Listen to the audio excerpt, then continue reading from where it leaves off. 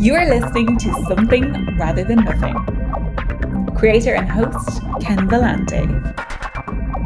Editor and producer, Peter Bauer. Yeah, awesome. That sounds perfect. Wanna rock and roll? Let's do it. All right. Let's rock and roll and a little bit of jazz improv. How's that? Hey. You know what? I think you captured the show exactly somehow. Man, our work here is done. I'm so glad we had this little chat. All right.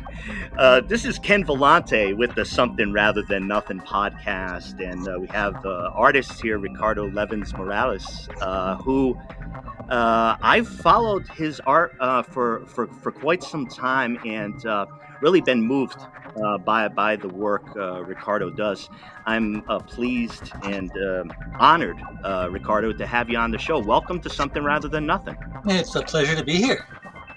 Yeah, it's as I mentioned, seeing your art. I've been involved in the labor movement. I've worked in the Midwest, in Madison, Wisconsin, but I've seen your work. I've seen your work everywhere, and it's really added a lot to my activism in my life. But I wanted to ask you, Ricardo, going back, kind of a seminal question.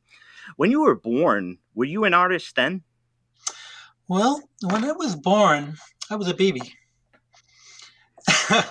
And, so I had I was a bundle of cells with a lot of, sort of curiosity about the world.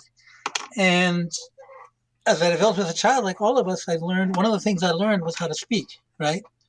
And so if you think about all the different ways we communicate by speaking or making marks on things or singing, which is another form of speaking, or movement, which translates into dancing, we learn all of these things through imitation.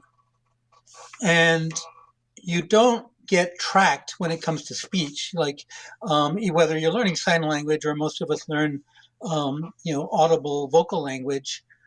The adults in your world don't say, oh, well, you're not doing it right, so you're not a speaker. We'll have you do something else. But they do that with the other forms of communication, right? Yeah. So that it's really a process of narrowing. And I just happened to be one of those lucky children who didn't have adults around to say, no, drawing is not the thing you should be doing, right? So I continued learning that at the same time that I was learning to speak, and some other forms of art I didn't learn. And maybe I had a sibling, my sister, who was better at writing, and so she got the strokes for that. And so my parents always provided me with the two basic things that I needed. Well, three really. One was paper. When my father would take a trip to San Juan, if I was running low on paper, he'd bring back a ream of typing paper, and pencils. And the last one being encouragement, which was really just letting me do my thing. Yeah. I wasn't being encouraged in the sense of being pushed. It was just I got to play the way I wanted to play, which was telling stories on paper. I could make my little pirate ships and all these things and just be lost in a world of telling stories to myself. And of course, this is an environment where there was no television, right, and where we didn't really listen to radio, and there was, obviously no computers or anything like that. So this was one of the ways in which I was able to, take in stories and then create my own. Yeah.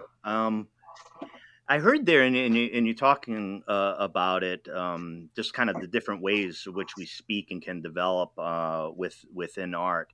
I know when I talk to artists, there tends to be a tension between like defining yourself in the art form or saying I do this. I know through a lot of your output, accessible printmaking that you do that helps create awareness around environmental issues, labor issues, things like that.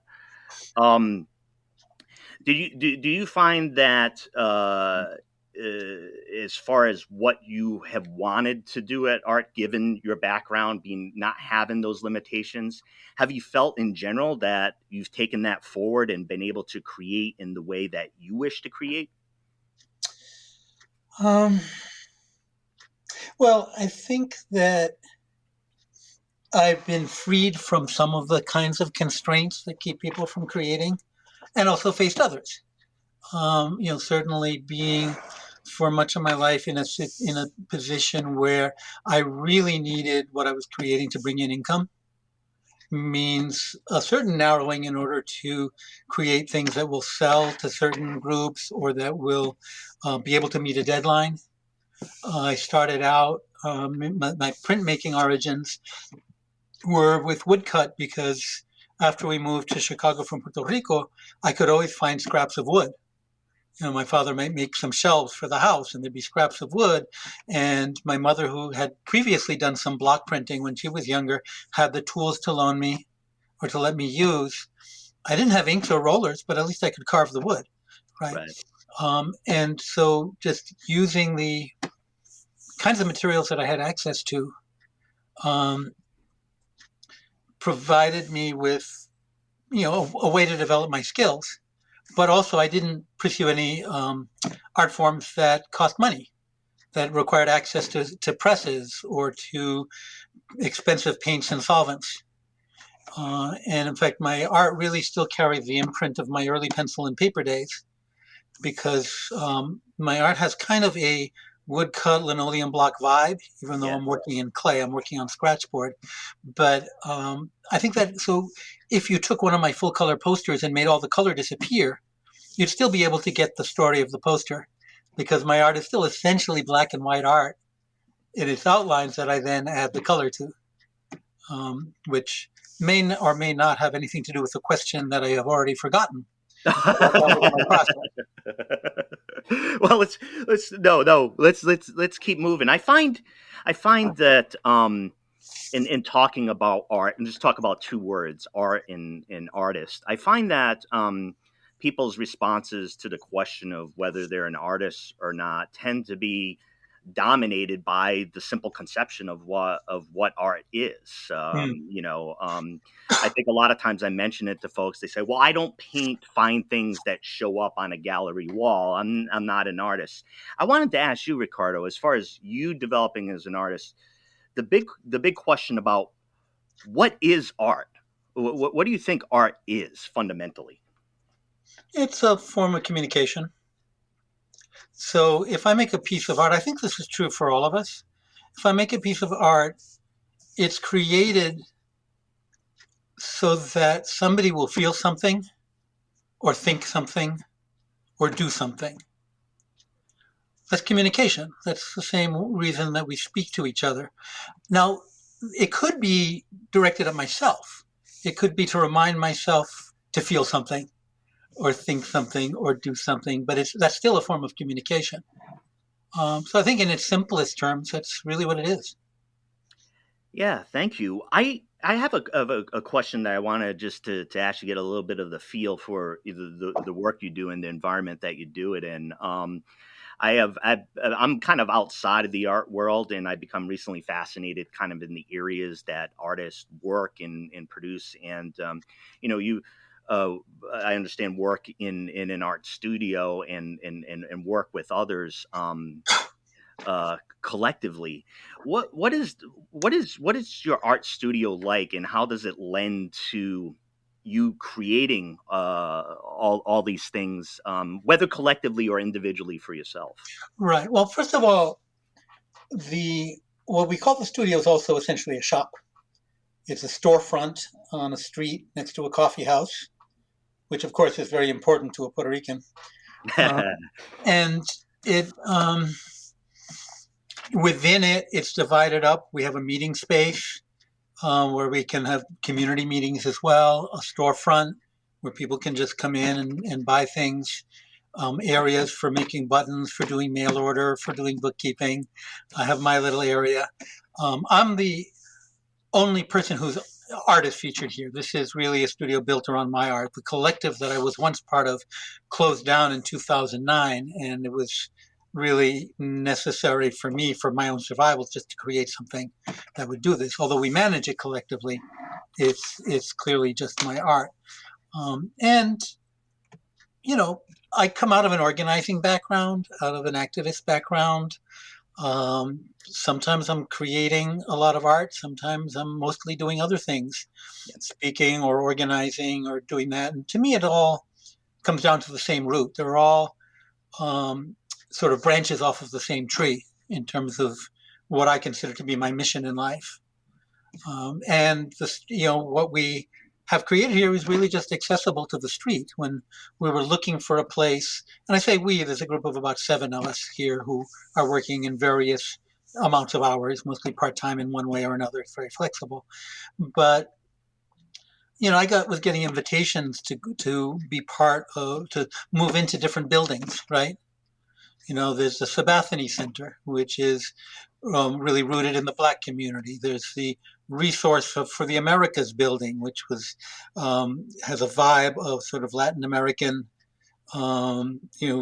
exiled community. There's the Vine Arts building, which is sort of more of the art scene, right? And each of those is like a particular filter, that determines who walked through that door effortlessly and who has to talk themselves into walking through it, right? But I've always found that having a storefront makes you accessible to anybody. Anybody can walk in. And as an artist and a group that really serves a wide variety and diversity of communities, that always felt really important. Yeah. I wanted to ask you, Ricardo, about the role of art, and not assume any component of your answer, because you create the definition of art. What is art? As communication. And I always ask artists, connected to the question of what art is, what is the role of art, and what is it supposed to be doing for us as humans? Mm-hmm. Well, as in so many things, I can answer that for myself. I can't answer it in the name of art or in the name of artists. But I think it's a similar question to what is the role of cooking, right? If you're a cook, if you're a culinary artist, you're making creations that have a component that's flavor. You're dealing also with texture. In some traditions, that's really important, and smell and color and nutrition, and different foods are for different times of day or parts of the meal, right? There's sequences to it, so that different cooks might emphasize different aspects of that.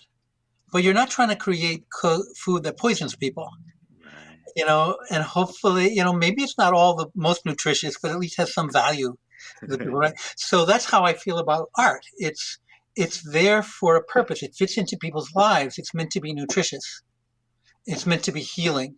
And in fact, that's really become the fundamental framework for me of my art, is that for myself, my intention is that my art be medicinal. That there are different ways in which the toxicity of our world, the toxicity of our culture, the toxicity of our economy harms our emotional, cultural, physical, immune and nervous systems. And my art is intended to help the inherent resilience of people to overcome those obstacles. My mantra in general is that soil knows how to heal itself, the body knows how to heal itself, the community knows how to heal itself. And whether we're organizers or healers or farmers, our job is to basically try to shield our community, whatever it is, from those toxins, so that those natural processes of healing can come into place. So that even though through my art I'm dealing with a lot of issues that have to do with pain and oppression and so forth, I'm not a reporter. I'm not there to say, hey, look how shitty things are. People know that. Right. Whether they're in denial or not, their bodies know that. What they don't know often is that we actually have what it takes to overcome that. We have the capacity to heal. We have the capacity to overcome trauma, which gives us the message always, trauma tells me that I'm stuck here. I'll never get out of it, right? Other people might heal, but I can't, right? And the one thing I learned, and it took me a long time to realize this, is that a lot of my art is essentially reframing narratives for people, for traumatized people. And I really figured it out in those terms by listening to speeches by Malcolm X. By the time I came to from Puerto Rico to the States in 1967, Malcolm wasn't around anymore. I was most influenced by his heirs, groups like the Black Panther Party and other groups that I encountered in Chicago. And so I really didn't have a real sense of his presence until much later when somebody did me the favor of inventing the internet. Yeah. And then I was able to start actually listen and realize that one of the dimensions of Malcolm was as an orator. A very talented, and that was an art form. Yeah. Right. And he used humor wickedly. Oh my God, he was good. Yeah. But what I realized in listening to him is that he was doing that same thing. He was essentially, one aspect of his work was as a therapist. He was reframing narratives for traumatized people from the traumatic narrative of you are nothing, you deserve it, it's all your fault, you can't overcome it, to a narrative of you're powerful, you're beautiful, you don't deserve to be treated this way, you have a right to be fully human, and if that means defending yourself, then so be it. Yep. Right? And the earth is still shaking from that. You know, you feel the earth, those tremors, some of that are still from the supernova that was Malcolm, but that's kind of the role, and it's not always on such an explosive basis. It's often, sometimes it's just vibrations through the bedrock, but that I see is my role, which means that when I'm working with a community, when I'm working with a union, when I'm working with an organization, when I'm working with individuals, part of my role is to listen for the diagnostic question, which is what is it that's keeping this person, these people, this organization, this community, this nation from understanding its own power? Yeah, I appreciate your mention of Malcolm X and the vibrancy and the echoes of that. I have viewed Malcolm for me as the courage to pursue intellectually, to discard old beliefs, to discard old systems, and to move forward and understand the world and try to build up more humanity. That power for me, like the film Malcolm X was seminal in my experience, listening to Public Enemy and hearing Malcolm X through that medium, has been deeply important to me. I wanted to ask you, in the sense of what art does and connect it to the labor movement. I wanted to ask you, so I've been working in labor for 21 years, and I was in Madison with Scott Walker in 2011, Madison teachers who I worked for at the time. And, as a movement, as the movement that I've been employed in, it's a unique history, and read a certain way, it's pretty darn dour and declining. Now, I want to say to you, Ricardo, that when I've seen, you're just talking about like labor art and the color and the vibrancy, and you connecting labor to environmentalism, we've never met. I've seen those type of things, and there's been some, I don't know, some soul or some energy that comes through that has kept that and reading the powerful stories of labor that kept me going. But with say the labor movement, or say even if you used environmental concerns, which you bring about in your art, it's tough times. Do you think art has just that continued role, the way that you describe it, to kind of energize me, energize you, energize people who are concerned in tough times? Well, yes. I mean, I think, if we go back to the medicinal aspect of art, if we look at the ways in which people are harmful to each other, it's really is propelled by a belief in scarcity. There isn't going to be enough. The brilliance of capitalism is that it can generate unimaginable surpluses while imposing a narrative of scarcity, so that we're all scrambling at each other and are hyper vigilant and are defensive, right? And that really is based on lies. It's that scrambling ruthlessly is the only way to get things, right? And what I find, especially in studying nature, is that if you approach life from a perspective of abundance, you can find solutions even if there really is scarcity. You can find ways to share what little there is and not leave people behind. So that the antidote to lies is truth, right?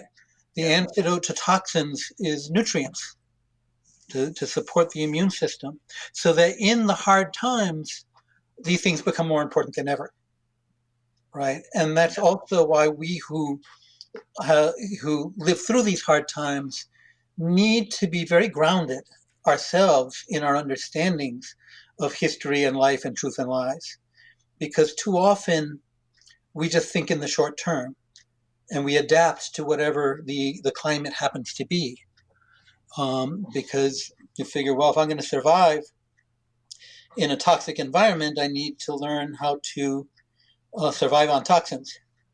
Yeah. Crap in, crap out, right? Yeah. So that, and for me, the way I think what has grounded me is the fact that I grew up in the forest, that I grew up in, my playground was a natural ecosystem. And that teaches about cycles and flows and, abundance and replenishment and depletion and time lags, right? You can't hurry an egg when a bird lays an egg. There's no fast forward button. There's no pause button to get to the good part, right? To cut to the chase. So that means that when I came to this country, it was in a time of mass movements, right? Immigration, adolescence, and revolution all at once, right? Perfect storm for a growing kid. But that meant I was prepared when those movements evaporated, when they were either crushed or bribed or replaced into submission. It did not create an existential crisis for me. It was like, oh, okay, now I came here in a period when the tide was in, now the tide has gone out. So what do I need to do? What are the tasks that I need to do in order to be prepared for the next time the tide comes in? Yeah. How do we prepare it so that when the tide comes in, the stories have been maintained, the history is still there, the lessons have not been lost, so that we can make the most advantage of the tide as possible? And now we're in a time of mass movements, and part of what I'm, considering is what are the stories that we need so that when the tide goes out again, for one thing, it won't go as far out, because with climate change and such, we can't afford to have long periods between the tides, but also so that we get to keep enough of as many people as possible who just have been mobilized, and that their shifts of consciousness are profound enough that they'll be with us through the dark time, through the time when the tide is out, hopefully for a short period, and the next tide will come in and rise even higher. Yeah, I appreciate your explanation too, because I think that's always a really tough task for people to understand who are interested in history and development of things repeating themselves or like a linear type of development, and just thinking about what you can do, what you can do, at that time. And the thing about history is that it moves in a spiral, not in a circle. So whenever we come around to the same point, right, to the north side of the circle, we're still always in a different place. Yeah. Right. Yeah. And how do we make advantage of that and push that on so that at each point in the cycle, it can be, and in ecology, you have this too. You can have a downward spiral in an ecosystem where it becomes more barren, where the soil is washed away, where gullies develop, where no nutrients are retained, and fewer life forms can exist. And you can reverse that.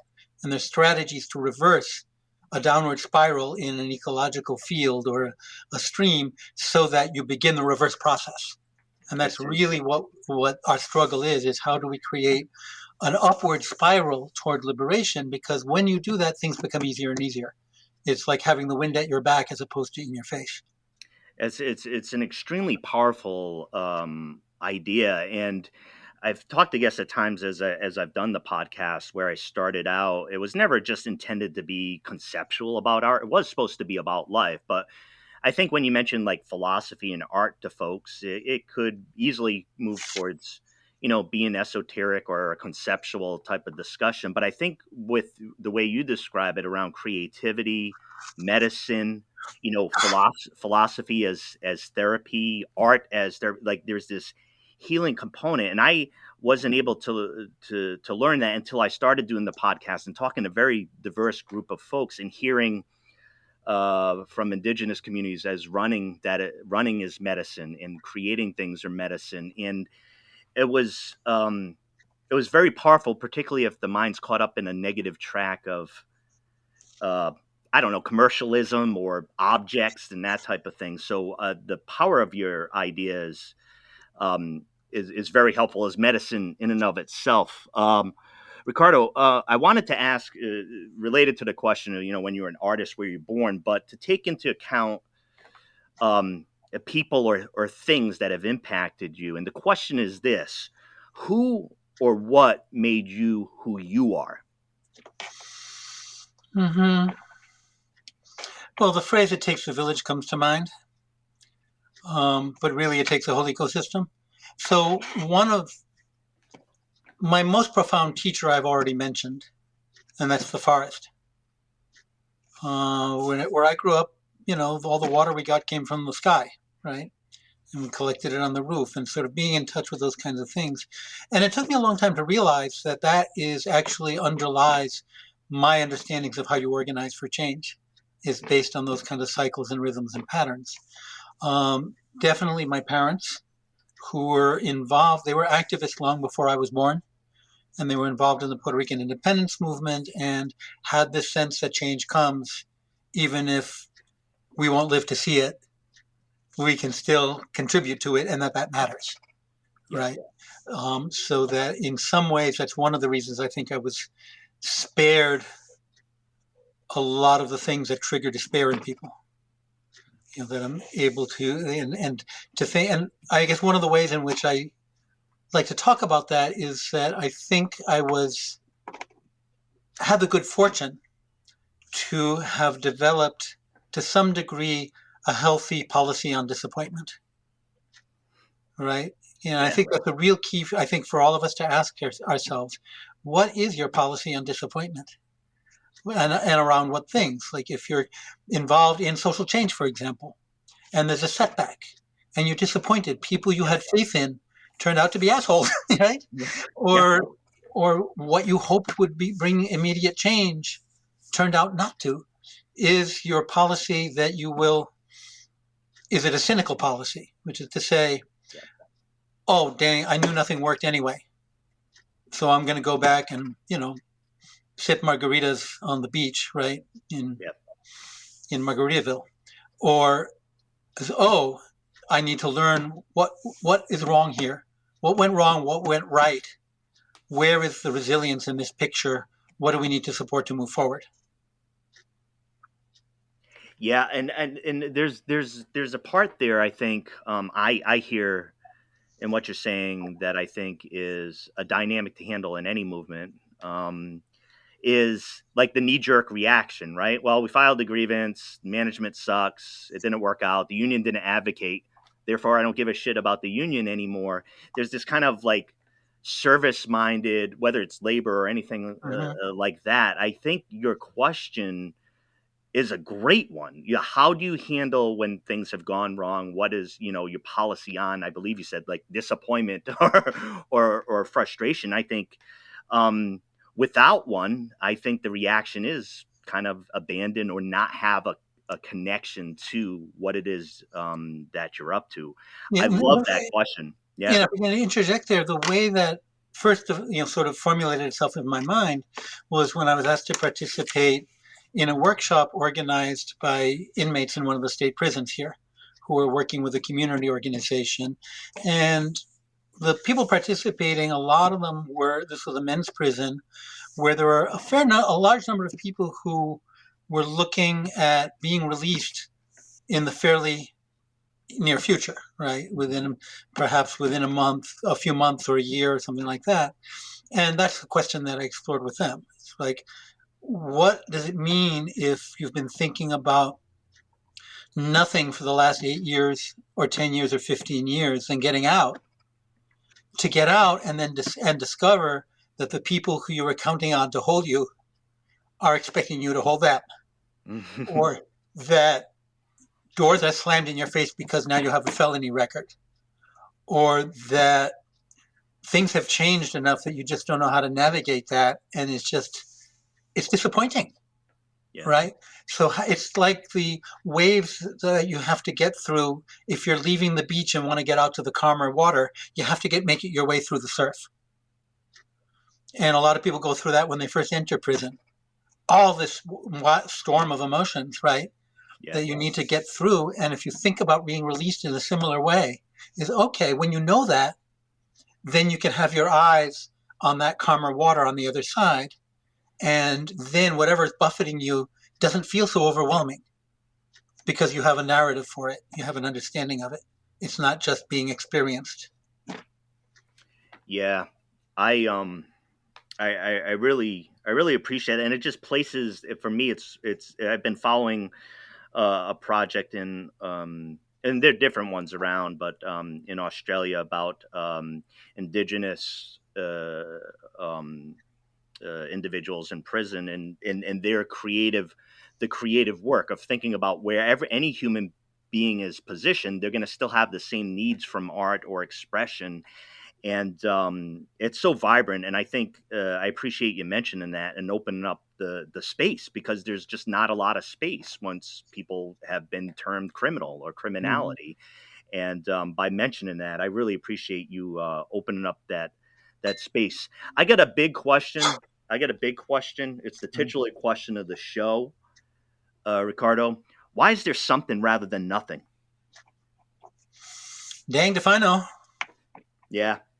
Yeah, I mean, I think the answer, when we make it more specific about any one thing, then the answer is because something happened, right? In fact, something is still happening. In verb-based languages, like a lot of indigenous languages, and interestingly enough, in Marxist dialectics as well, objects are simply a snapshot of processes, right? In the Ojibwe language, the word chair has contained within it a time before it was a chair and a time after it will no longer be a chair, and a bunch of other tenses that I don't even understand in between. Wow. So that objects are in motion all the time, becoming something else, which we don't have in noun-based languages, where things are simply set. So why is there something other than nothing? I don't know if there is. There are processes, certainly, and they're there because they happened, and they grew from something. And I think it's one of those healthy questions that always remains a question. Yeah. Because there's no answer. Yeah. Ricardo, I wanted to ask you, and I mentioned this in the sense that your work has adorned union halls where I've worked, and in the Midwest and out here on the West Coast. I've mentioned to you how important it is, the color, the message, the vibrancy, to have the art, about something that's so important to me that I put my life towards it. I really appreciate that. I'd like listeners to be able to connect with what you do. Can you mention, where to find you, where to find the art, where to access it, either physically in person or online? Well, physically in person,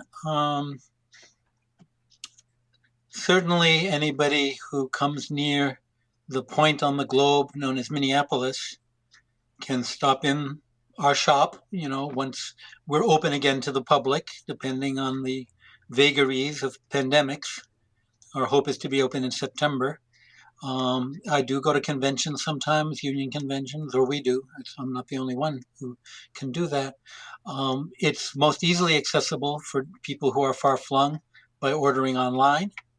The website is rlmartstudio.com. And I think our Instagram is something like at RLM Art Studio or Ricardo Levins Morales or something like that. I have far more savvy minds in the shop who generally handle the Instagram, available as the, under the studio name on Facebook. Yeah. So yeah, you can find us. We're around. Yeah, and thank you for being around. And I tell you, Ricardo, I've learned a lot from you, and there's a certain self-serving part of this I could see within the questions about the labor movement, working for justice, the medicine that's there and the fuel that's there. I didn't know that I was striving for it, but I have been striving for it, and part of it are these conversations where I can understand how we can connect with each other, how where the hope is. And so I want to tell you how important it is to me, and the popular aspect of what you do, I think helps others experience that. So I just wanted to let you know that absolutely directly, and for you to understand that it's a deep honor to have your answers to these questions and to come onto the podcast. It's been an absolute pleasure to meet you. Well, I certainly appreciate that. And really, conversations, connections, having coffee with people is in some ways one of the most important parts of the work that I do. And being visible as an artist, it's like putting out a flower is to attract the hummingbirds, right? Right. And you can have those more intimate conversations. But I also wanted to mention for your listeners, because there's a lot of mysticism around what it means to be an artist and how you become one. Yeah. And I just want to say that after moving to Chicago, I dropped out of high school, never went back, didn't know that there was such a thing as the so-called art world. Recently coming up through the grassroots, now I get invited to apply for things or to be in galleries or whatever, but that wasn't my universe. I grew up, doing art in graffiti, cartoon conversations on factory walls, right? Right. And in those kinds of community venues and doing wedding invitations for people. So I just want to say that as sort of a form of encouragement that there's no particular route, there's no particular qualifications. In my entire life, nobody has ever asked me for credentials. Right. One of the few things, Yeah. Of course, as an artist, I can always design and print a college diploma if I wanted to. Wink, wink, nudge, nudge. But people just want to know, what can you do? Do you have medicine for me? Yeah.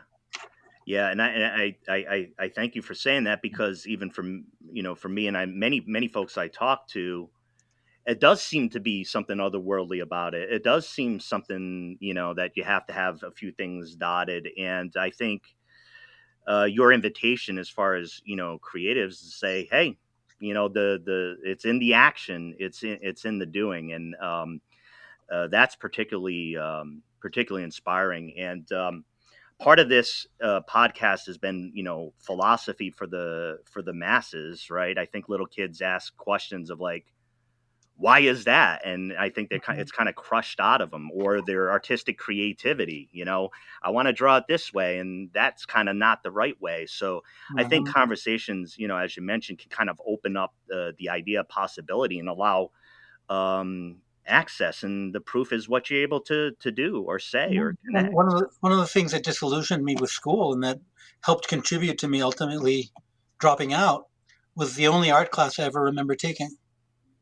It was a class in which the teacher would pick the drawing that one kid did and hold it up and tell the class, this is the way you're supposed to do it. Yeah. As someone who had always loved to draw, my picture was often the one that was held up. But intuitively and viscerally, that just felt so wrong. That's not what this should be about. And also, when you were talking, what it made me think about was that art is really, I guess what I would say is that the way we figure out how to do art is to listen for the art beat, right? Like the heartbeat, that our bodies operate on the basis of circadian rhythms, cycles, some of which take a fraction of a second, some of which happen on hourly cycles. There are different times of day when we absorb different kinds of nutrients and use them differently. There's the day and night cycle. There are lunar cycles. There are annual cycles. And art, music, dance are, I think, all ways of stating and therefore being able to be more aligned with the rhythms of the natural world.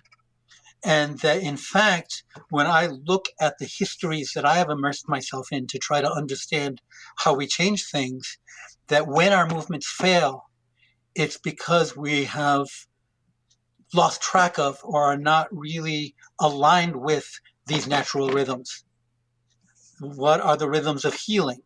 Why is it that movements that are victorious sometimes replicate the oppressions that they are meant to overcome? And I think that's where the hope is, that the more we can delve into, understand, decipher, and collectively get a grip on what these cycles, rhythms, what nature is demanding of us, the more we can effectively organize, the more we can be an effective union local, and the more we can, work for deeper, more long-term transformational change. Yeah. And thank you. One of the things that I thought, as far as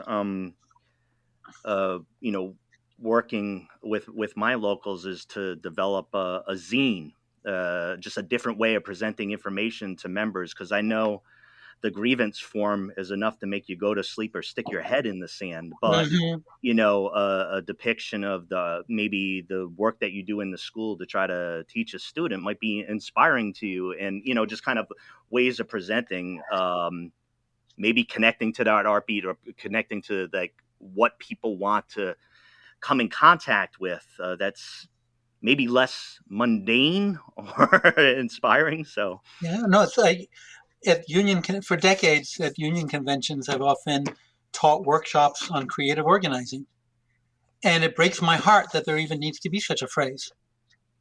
It's like health food, right? Or affordable housing. Yeah, right. Consensual sex. Right. Living wage. I mean, my goal is to make all of these terms obsolete. Yeah. Right? They speak truth, so we need to use them, but to make them unnecessary. Right? Why should you have to specify a particular form of organizing that's creative, that speaks to people deeply, that awakens their passions and sets them on fire? Right? It's because we've come to accept these strange ideas that the way to reach people is by deadening their imaginations. Yeah. It's tap into the medicine, tap into the creativity. And Ricardo Levins Morales, again, deep pleasure connecting with you, learning from you, and your art does a lot of work for the people. Thank you again. I look forward to all the things you create, and I encourage all listeners to connect to the medicine, to connect to this, which, as you said, art beat. I never thought about it in natural rhythms, but profound idea and very helpful for me. So there's some medicine for me, right? Okay, well, thank you. And thank you to all of the people out there who I cannot see or hear, but who I know will be listening to this conversation at some point. And I thank all of you for bringing your own heartbeats to the jam session, and for all that you are doing in order to support our collective resilience. Thank you, brother. In solidarity with Ricardo Levins Morales. Hope to talk to you again soon, brother. Okay, be well. You too.